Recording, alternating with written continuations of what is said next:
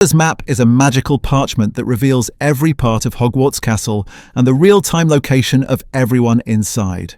Created by James Potter, Sirius Black, Remus Lupin, and Peter Pettigrew, it's powered by advanced magic, including charms that track animagi, invisibility cloaks, and polyjuice disguises. To activate it, a user taps the parchment and says, "I solemnly swear that I am up to no good." To erase it, they say, "Mischief managed." The map doesn't detect people hidden in sealed magical spaces like the Room of Requirement, but it resists tampering. When Snape tries to read it, it responds with personalized insults, defending itself from unauthorized users. In Prisoner of Azkaban, the map reveals Peter Pettigrew's presence, proving Sirius Black's innocence and triggering a major shift in the war. Later, Harry uses it to track Draco Malfoy and uncover his plot in Half-Blood Prince. The map isn't just a magical tool, it's a legacy of mischief, loyalty, and betrayal. It changes who knows what and when. In a world where information is power, the Marauder's map becomes a silent weapon, one that never needs to cast a spell to turn the tide. The Time Turner is a ministry-regulated magical device that allows the user to travel backward in time in precise 1-hour increments. Shaped like a small golden hourglass on a chain, it enables a person to coexist with their past self. The ministry enforces strict rules: never interfere with past events or be seen, or the results could be disastrous. Hermione Granger uses a time turner in her 3rd year to attend overlapping classes, but its true power is revealed when she and Harry use it to save both Sirius Black and Buckbeak. By retracing their steps and acting carefully, they fulfill a time loop rather than changing the past. This approach avoids paradoxes. Everything they do had already happened. The Time Turner's impact is huge despite being used only once.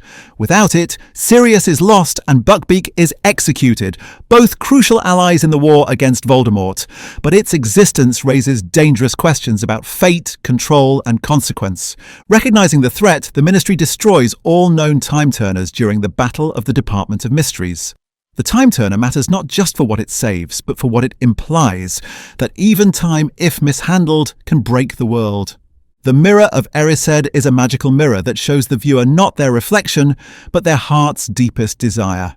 Its inscription, "Erast straeru oit ube kafru oit on wossi," reads backward as, "I show not your face, but your heart's desire." The mirror isn't cursed, but it is dangerous. It tempts people to obsess over what they wish for, not what is real. Harry first sees the mirror in Philosopher's Stone and watches himself surrounded by his parents. Ron sees himself achieving greatness, respected above his brothers. Each vision reflects what the person most wants, not what they need. Dumbledore warns Harry that many have gone mad or wasted away before it.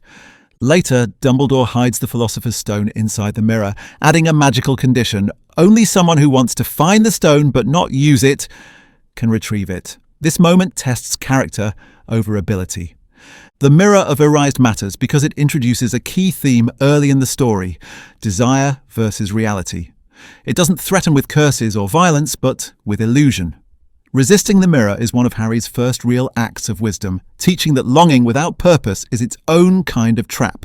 The Elder Wand is one of the 3 Deathly Hallows and considered the most powerful wand in existence. Made of elder wood with a thestral tail hair core, it can only be mastered by defeating its previous owner. It doesn't respond to gifting or inheritance, only to conquest. According to legend, it was given to the eldest Peverell brother by Death himself. Historically, it passed through many violent hands, including Gellert Grindelwald, who used it during his rise to power before being defeated by Albus Dumbledore. By Half-Blood Prince, Dumbledore secretly holds the wand. He plans to die undefeated so its power dies with him, but Draco Malfoy disarms him first, unknowingly becoming its true master. Voldemort, unaware of this, kills Snape in an attempt to claim its loyalty. When Voldemort uses the wand against Harry, it backfires because Harry had disarmed Draco, making him the rightful master. The Elder Wand matters not just for its power, but for the false promise it represents. Those who chase it do so out of obsession obsession with dominance and control. Its final act of power isn't a duel, it's being rejected by Harry, who ends the cycle of violence by refusing to use it. The Horcrux locket is one of Voldemort's soul containers, originally belonging to Salazar Slytherin. Voldemort used the murder of a muggle to bind part of his soul to the locket, making it nearly indestructible. Only basilisk venom or fiend fire can destroy it. After discovering Voldemort's secret, Regulus Black steals the locket and dies trying to destroy it. Kreacher, his loyal house elf, hides it at Grimmauld Place, where it's mistaken as ordinary junk during a house cleanup in Order of the Phoenix. The trio later recovers it in Deathly Hallows. Unlike other Horcruxes, the locket doesn't just hide, it corrupts. When worn, it amplifies fear, doubt, and resentment. Ron becomes bitter, Harry paranoid, and Hermione anxious. The longer it stays near, the more it isolates them. It's a psychological attack, not just a magical one. Ron destroys the locket with the Sword of Gryffindor, but only after overcoming intense illusions designed to break him emotionally. The locket fights back, literally. The Horcrux locket matters because it embodies Voldemort's philosophy. Control through fear, power through division. It's not just a piece of soul, it's a weapon of corrosion, one that nearly breaks the heroes before the war even truly begins. The invisibility cloak passed to Harry Potter is one of the 3 Deathly Hallows, and unlike ordinary cloaks, it never fades or fails. Made from thestral hair and enchanted with ancient magic, it offers true invisibility, even against detection spells like Hominum Revelio. It's immune to time, wear, and magical interference. The cloak originally belonged to Ignotus Peverell, the youngest of the 3 brothers in the Tale of the 3 Brothers. While the Elder Wand and Resurrection Stone tempt with power and immortality, the cloak offers quiet protection and eventual acceptance of death. Ignotus used it to evade death until he passed it on to his son willingly. Harry receives the cloak anonymously in his first year. Over the series, it allows him to explore Hogwarts undetected, escape threats, and survive multiple life or death moments. It plays a subtle but essential role in his success. In Deathly Hallows, its significance is fully revealed. Of all the Hallows, the cloak is the only one Harry keeps. He doesn't seek to conquer death, he learns to walk beside it. The cloak matters because it's the Hallow that asks for nothing in return. It's a gift of safety, not dominance,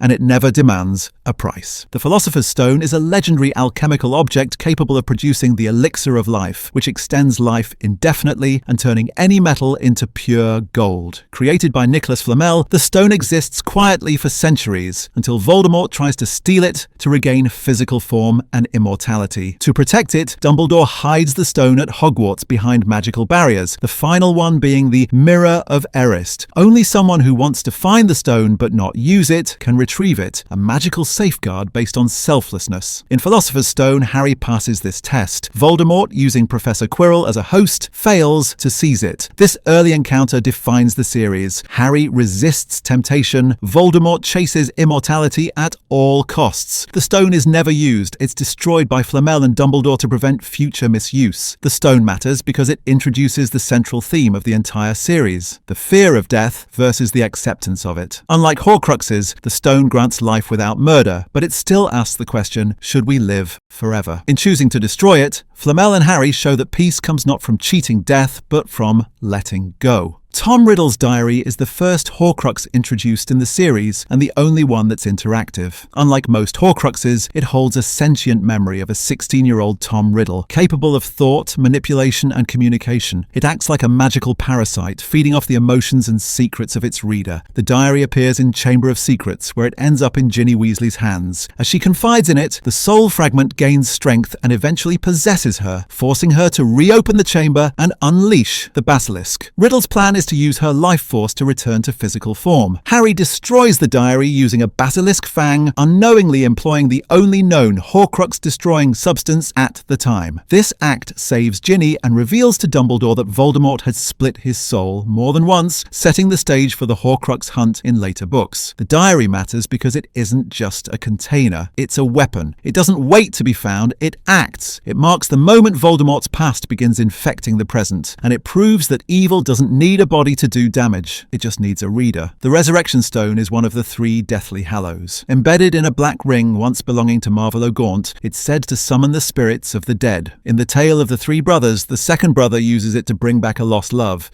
but she returns as a hollow echo, and he ends his life in despair.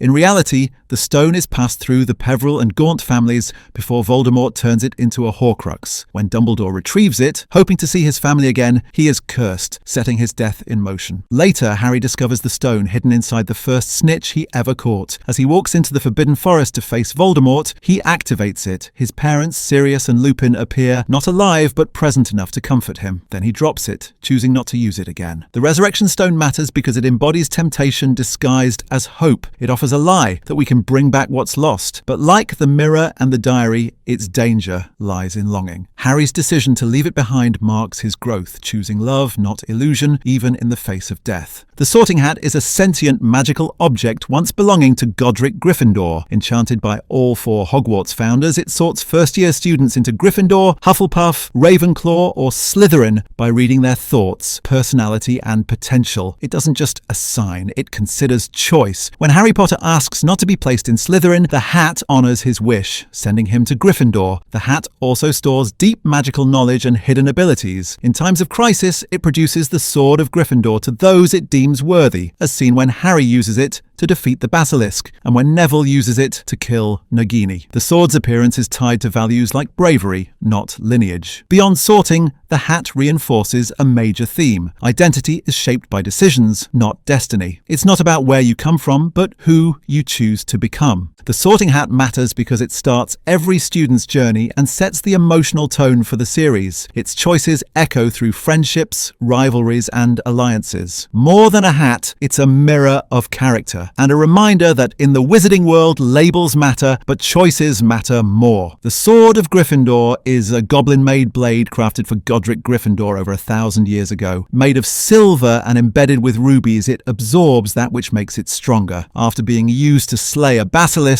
it becomes infused with basilisk venom, making it capable of destroying Horcruxes. The sword is enchanted to present itself only to a true Gryffindor in a moment of need. It first appears to Harry in Chamber of Secrets, emerging from the Sorting Hat when he shows courage. Later, it appears to Neville in Deathly Hallows, allowing him to destroy Nagini, the final Horcrux. Despite its association with Gryffindor House, the sword's real loyalty is to bravery, not bloodline. It recognizes character, not privilege.